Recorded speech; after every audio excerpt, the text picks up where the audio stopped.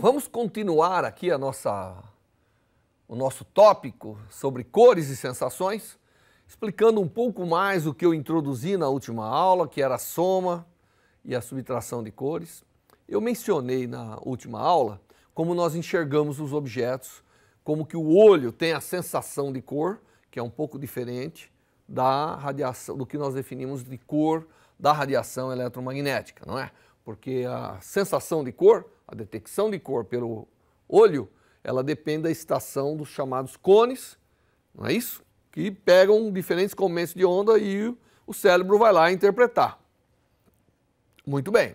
Eu vou falar um pouquinho agora sobre soma e subtração de cores. Claro, já entrando praticamente na sensação de cores. Tá bom? Então, nós vamos começar dizendo o que é soma e subtração de cores. A soma, ela acontece... primeiro vamos sempre lembrar que aquilo que eu enxergo é aquilo que chega ao meu olho. De um determinado ponto, quando eu vejo um objeto, de um determinado ponto do objeto está saindo luz. De forma direta e indireta, não importa. Aquela luz chega ao meu olho, aonde é feita a imagem dele. E naquele ponto é onde eu tenho a sensação da cor.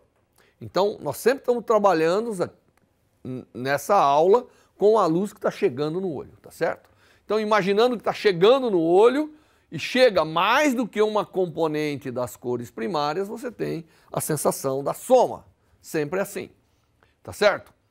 E um exemplo disso é o chamado disco de Newton, que eu mencionei. O Newton já descobriu isso.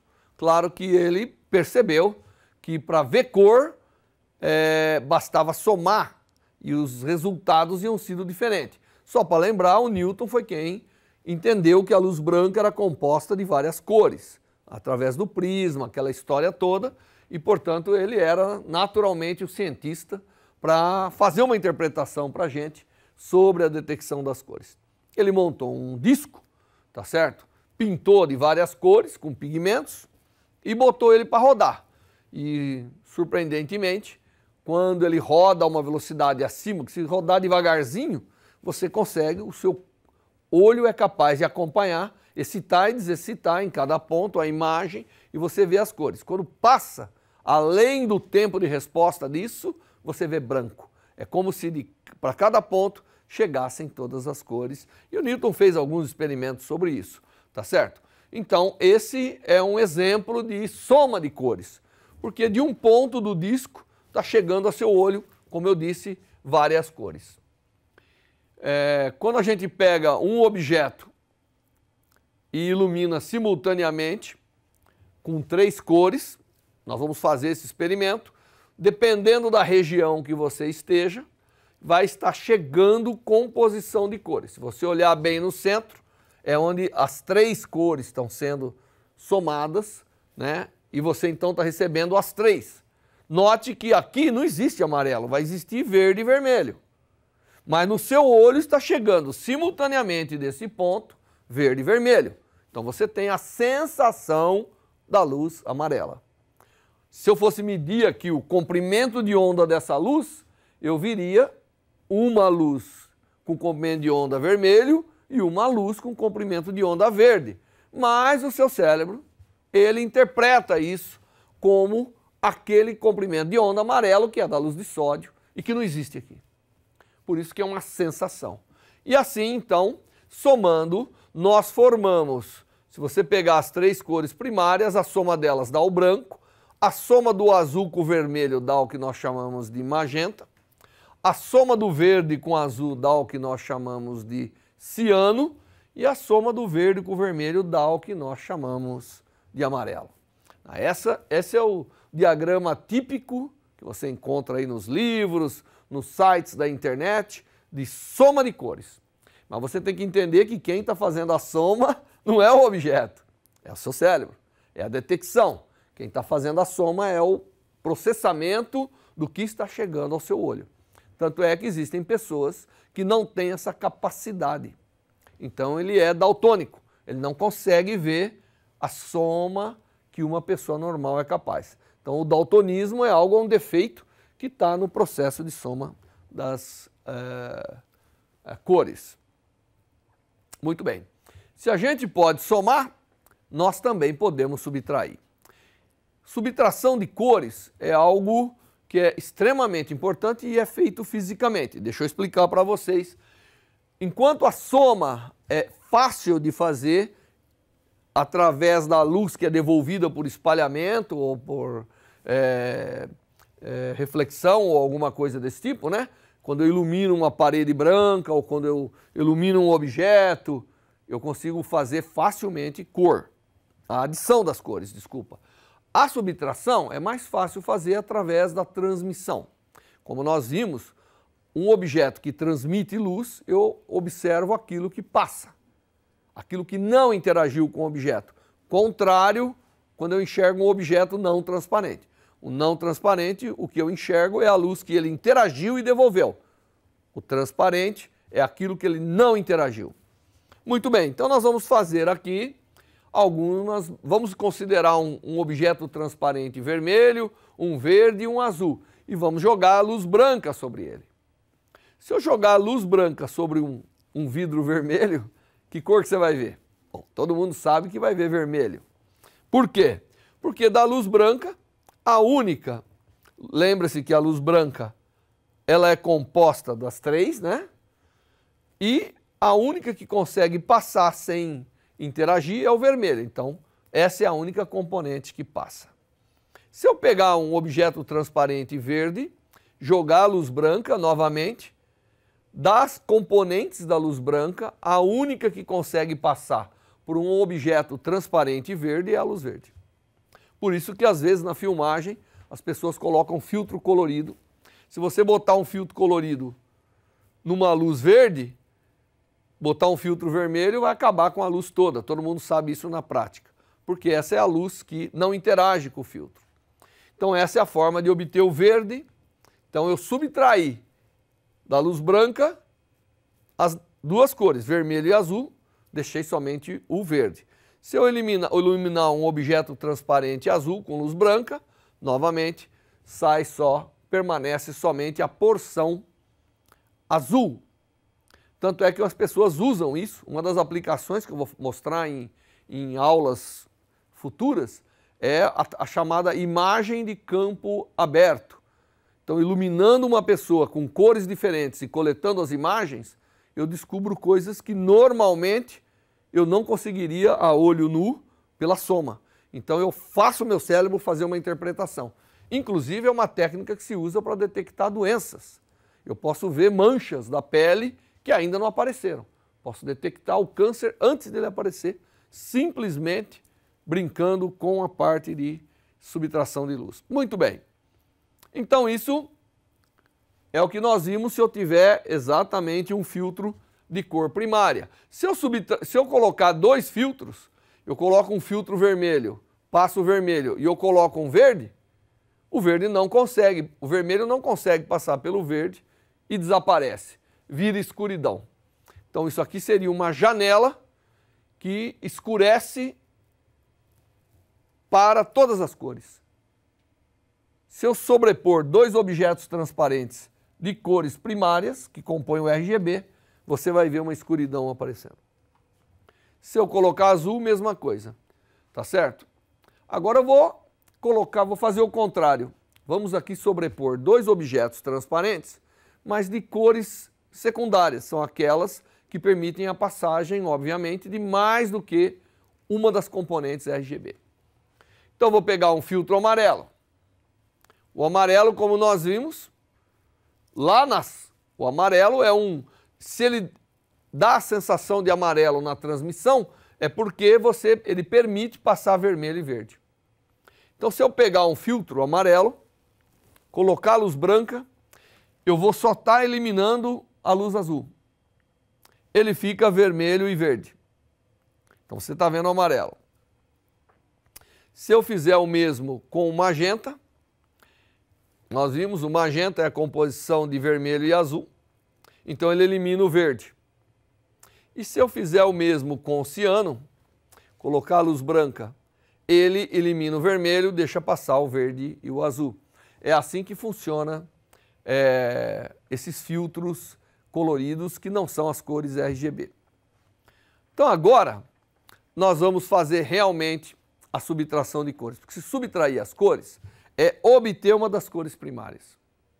Como que você pode obter uma cor primária, não é? De dois objetos que são transparentes. Então eu vou pegar aqui um filtro amarelo, vou colocar luz branca sobre ele. Nós já vimos anteriormente que ele deixa passar o vermelho e o verde. Por isso que ele é amarelado. Agora eu vou colocar um filtro magenta aqui. Mas você se lembra que o filtro magenta, ele deixa passar o vermelho e o azul. Bom, o azul já desapareceu aqui no filtro amarelo. Restou o vermelho e o verde. O verde não consegue passar no filtro magenta. O resultado é que eu obtenho a luz vermelha. Então, sobrepondo dois filtros de cores secundárias, que permitem a passagem de duas componentes de cada um do RGB, eu obtenho uma cor primária pura. Então é interessante porque você tem dois filtros que não tem aparentemente a presença do vermelho, quando você sobrepõe, o vermelho lá aparece. E é interessante isso aqui porque essa é uma forma de você obter o vermelho puro, através de, se você tiver só os filtros.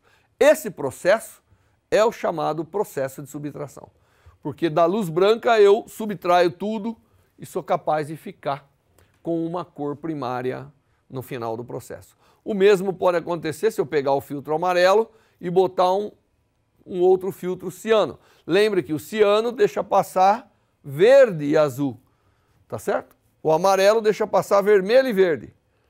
Mas o ciano não deixa passar o vermelho. Então o resultado vai ser o verde aqui.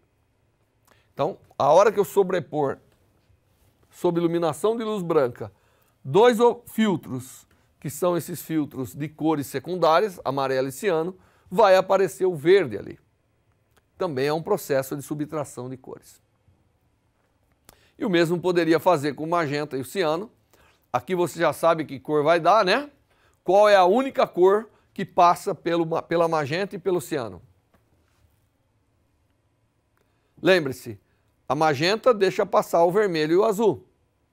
O ciano deixaria passar o verde e o azul. Então o resultado é o azul nesse processo de subtração de cores. Bom, deixa eu falar um pouquinho, depois dessa subtração de cores, falar um pouquinho sobre os objetos, para você entender que, na verdade, os objetos eles têm pigmentos, moléculas pigmentadas. Essas moléculas pigmentadas são aquelas moléculas capazes de absorver tudo e liberar de volta, deixar espalhar de volta uma determinada cor. E é assim que a gente colore os objetos, é assim que a gente pinta a parede. Uma cor branca normalmente é uma cor composta de pigmentos capazes de espalhar todas as cores. Não é às vezes a gente acha que o branco é uma inexistência completa de pigmentos. Se não existir completamente as coisas, a gente não enxerga. Às vezes, colocando objetos muito pequenininhos, também tem um poder de espalhamento, que é o que nós vamos ver em algumas aulas que vêm depois, que também dá a sensação de branco. Muito bem, então os objetos que a gente enxerga na natureza, a maioria deles contém moléculas pigmentadas que, dada a incidência de uma luz branca, ele pega e essas moléculas de pigmento absorvem completamente essa e devolve, por processos de espalhamento, a cor do objeto que você está vendo. Muito bem, e isso acontece com a luz branca. Então aqui eu tinha mostrado para vocês luz branca. Agora eu vou pegar um objeto vermelho e vou iluminar com luz amarela. Eu pego um objeto vermelho e ilumino com luz amarela. Ele continua parecendo vermelho, porque a luz amarela contém o vermelho, que é a parte da luz que esses pigmentos são capazes de absorver e devolver. Então um objeto vermelho iluminado com luz amarela, ele se parece igualmente com o objeto vermelho iluminado com a luz branca. Não faz diferença você iluminar um objeto vermelho com uma luz amarela, uma luz branca ou uma luz vermelha. Se eu iluminasse esse objeto vermelho com luz vermelha, eu viria também a mesma coisa. Agora, se eu iluminar um objeto vermelho Com a luz azul, ele fica totalmente escurecido. Aquela luz é desaparecida porque nada de luz, os pigmentos que estão aqui desaparecem com essa luz. O processo de absorção molecular é o que nós vamos ver também em aulas que virão, tá certo? Mas essa luz não consegue ser devolvida na forma de luz para o observador. Então, você não observa. Mesma coisa se você iluminar com ciano. Se você iluminar com ciano, os pigmentos que estão aqui absorvem tanto o azul quanto o verde. E você vai enxergar o objeto preto. O preto, na observação, na sensação, é a ausência de qualquer luz espalhada para chegar ao seu sistema visual. Corpos de cores primárias, eles só são vistos quando ele é iluminado por uma luz que contém uma daquelas cores. Se eu tiver um objeto vermelho, eu tenho que iluminar com alguma cor que contém o vermelho, do ponto de vista de sensação, para que ele possa ser enxergado. Isso também nós vamos demonstrar na aula prática, tá certo? Isso já não é o mesmo com os chamados objetos que têm as cores secundárias. Os objetos que têm as cores secundárias, por exemplo, você pega um objeto amarelo. Se eu jogar a luz branca, eu já sei que esses pigmentos que estão aqui são capazes de devolver vermelho e verde. Então, você jogou luz branca, você obviamente observa amarelo. Porque só essas duas cores são capazes de ser devolvidas para a sua observação. Se eu jogar a luz vermelha, o que eu observo? Incrível que eu vou observar um objeto vermelho. O objeto amarelo, sob iluminação vermelha, fica vermelho. Agora, o objeto amarelo sob iluminação verde, também fica verde. Então, a sensação da cor que eu tenho é exatamente a cor que eu iluminei o objeto. Porque o amarelo tem a capacidade de devolver para a gente tanto o verde quanto o vermelho. Se eu iluminar esse objeto amarelo com cor azul, muita gente vai ficar enganada e dizer que não, ele vai ficar azulado. Ele vai ficar preto. Porque aquela cor totalmente desaparece. O que eu estou falando para vocês é essencial para as artes cênicas, para a arquitetura, porque é exatamente a sensação das cores que esse pessoal trabalha. Se eu pegar um objeto amarelo e iluminar com luz ciano, uma cor de luz ciano, você sabe, o azul vai desaparecer, como eu falei, o verde vai ser devolvido, então esse objeto vai ficar verde. E luz magenta, ele vai ficar vermelho. E é assim que a gente enxerga todas as cores da natureza, entre aspas. A maioria das cores que você enxerga por aí saindo no jardim são baseadas na existência de pigmento. As paredes, as flores, né, o carro, os vitrais das catedrais e assim por diante. A sua roupa. Quando você está usando uma roupa que tem azul, é porque alguém botou uma molécula lá capaz de absorver tudo e devolver só o azul. Tá certo? Então, essa é a forma que a gente enxerga essas cores e isso é baseado em pigmentos, em moléculas capazes de absorver e devolver. Mas nós temos alguns objetos na natureza que não é assim. A asa da borboleta não tem pigmento. Tudo aquilo que você é capaz de pegar e colocar num solvente, por exemplo, álcool, todo mundo que era criança pegava uma flor vermelha, punha no álcool, o álcool ficava vermelho. Por quê? Porque tira aquelas moléculas pigmentadas da flor. Se você pegar a asa da borboleta, pega uma borboleta amarela, coloca no álcool, o álcool vai continuar transparente. Porque a cor amarela ou qualquer cor da asa da borboleta não advém do processo de absorção-emissão. Advém do processo de interferência. É aquele processo que nós estudamos numa das aulas de ótica física, que era a interferência da luz. Nós vimos que a existência de estrutura física faz com que a luz que vem e é refletida ou espalhada interfere construtivamente apenas em alguns comprimentos de onda. Inclusive, se você olhar a asa da borboleta, dependendo do ângulo, dá uma tonalidade diferente. O mesmo acontece com a asa do pavão. Se você pegar a asa do pavão e falar, que cor bonita, deixa eu extrair esse pigmento para fazer uma roupa da mesma cor da asa do pavão. Não vai dar certo, porque as cores observadas no pavão, na borboleta e em alguns outros animais advém da interferência, advém da estrutura, como nós vimos na aula de interferência, que você tem que ter uma estrutura física capaz de espalhar a luz em pontos diferentes, e a soma disso dá interferência, e isso depende do comprimento de onda. Então, a cor que eu observo das flores e a cor que eu observo da asa da borboleta ou da pena dos pássaros são de natureza diferente. O seu olho não sabe, para o seu olho não importa. Para o seu olho importa aquilo que chegou e ele detectou. Mas a maneira física como que está acontecendo difere de se enxergar uma borboleta amarela ou uma flor amarela no jardim. Os dois são fenômenos físicos diferentes. Bom, isso de alguma maneira está explicado aqui, né? Você joga luz branca e a espalhamento total, o que vai acontecer é uma interferência construtiva em determinadas regiões do espectro, e aí você então enxerga as cores. O mundo das cores é fantástico.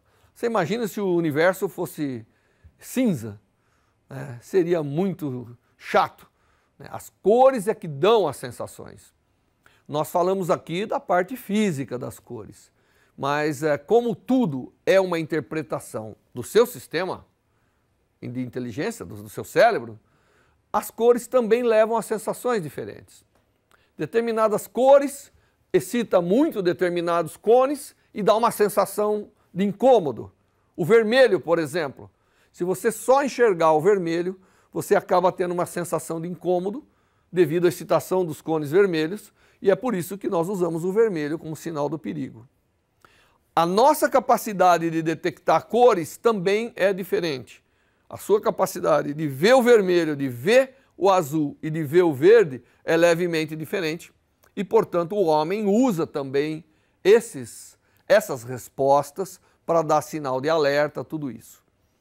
A sensação de cor está envolvida com uma química tão interessante que às vezes, olhando uma parede de uma certa cor por um tempo prolongado, você cria fadiga, você satura os cones e aí você passa a ver automaticamente cores diferentes. Ou você acaba tendo uma enxaqueca muito bonita, porque a liberação, a química da excitação dos cones leva a certos mecanismos de transmissão para os neurônios e assim por diante, que também levam à sensação de mal-estar. Por isso que é extremamente importante a gente conhecer a sensação das cores.